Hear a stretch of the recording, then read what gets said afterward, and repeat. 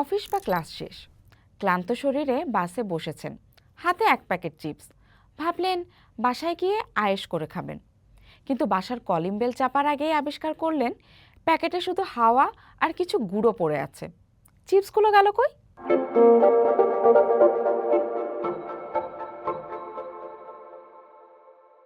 কিংবা ধরুন দাওয়াতে গিয়েছেন, কাচ্চি দেখে ভেতর থেকে কে যেন বলে উঠল, আজই শেষ দিন, আজকের পর আর না।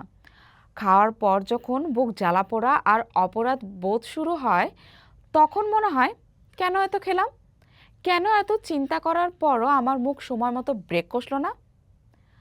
আমেরিকার বিখ্যাত মনোবিজ্ঞানী সুজান আলবার্টস বলেছেন, অতিরিক্ত খাওয়া মানে আপনার পেটের ক্ষুধার চেয়ে আপনার মনের ক্ষুধা বেশি হওয়া।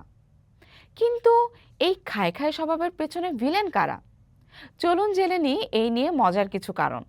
রান্নাঘরে টুংটাং শব্দ হলেই কি আপনার মন চিপসের প্যাকেটের দিকে ছোটে? ফ্রিজ খুললেই যদি মিষ্টির বাটি আপনার দিকে তাকিয়ে হাসে, তবে নিজেকে সামলানো হিমালয় জয়ের চেয়েও কঠিন। সামনে থাকলে মানুষ খাবেই, এটাই আদিম প্রবৃত্তি। আমরা শুধু পেট ভরার জন্য খাই না, মন ভরার জন্যও খাই। গার্লফ্রেন্ড বা বয়ফ্রেন্ডের সাথে ঝগড়া, এক প্যাকেট চকলেট। অফিসে বসের ঝাড়ি, এক প্লেট ঝাল ফুচকা।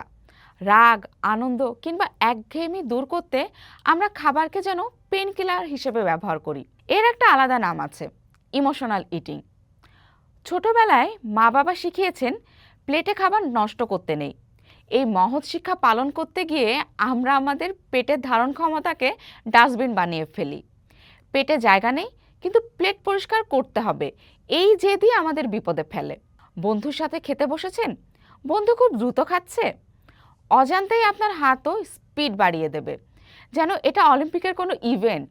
আবার দাওয়াতে গিয়ে সব আইটেম একটু একটু করে চাখার চক্করে আমরা পুরো মেনুই পেটে চালান করে দিই। রাতে ঠিকমতো ঘুম হয়নি, পরদিন দেখবেন আপনার শরীর খুব করে চিনি বা চর্বি জাতীয় খাবার খুঁজছে। ঘুম কম হলে মস্তিষ্কের সিদ্ধান্ত নেওয়ার ক্ষমতা কমে যায়, আর খিদে বাড়ানোর হরমোনগুলো লাফালাফি শুরু করে।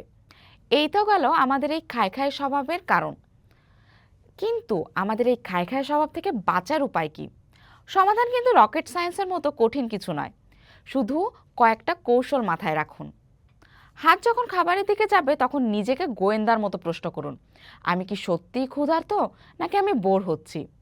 উত্তর যদি হয় বোর হচ্ছি, তবে খাবার রেখে একটা গান শুনুন বা অন্য কোনো কাজে মন দিন। বাজারে গিয়ে আগে ভাগেই চিপস, চকলেট বা কোল্ড ড্রিঙ্কস দিয়ে ঝুড়ি ভরবেন না। ওগুলো বাসায় না থাকলে আপনি চাইলেও খেতে পারবেন না। এর বদলে হেলদি স্ন্যাক্স রাখুন। খাওয়ার সময় ফেসবুকিং বা টিভি দেখা বন্ধ করুন। প্রতিটি লোকমা উপভোগ করে খান। মস্তিষ্ককে অন্তত 20 মিনিট সময় দিন এটা বুঝতে যে পেট ভরে গেছে। স্ট্রেস লাগলে ফ্রিজ না খুলে জুতো পরে 5 মিনিট বাইরে থেকে হেঁটে আসুন, দেখবেন খাবারের নেশা কেটে গেছে। শরীরকে পর্যাপ্ত বিশ্রাম দিন। ঘুম ঠিক থাকলে আজে বাজে খাবারের প্রতি লোভ এমনিতেই কমে যাবে। মাঝে মাঝে একটু বেশি খাওয়া কোনো অপরাধ নয়, জীবন তো উপভোগের জন্যই। কিন্তু এটি যদি আপনার প্রতিদিনের রুটিন হয়ে যায় এবং খাওয়ার পর প্রচণ্ড অপরাধ বোধে আপনার মন খারাপ হয়ে যায়, তবে আজই সচেতন হন। নিজের শরীরের ভাষা বুঝুন। মনে রাখবেন, আপনি খাওয়ার জন্য বাঁচেন না, বরং বাঁচার জন্য খান।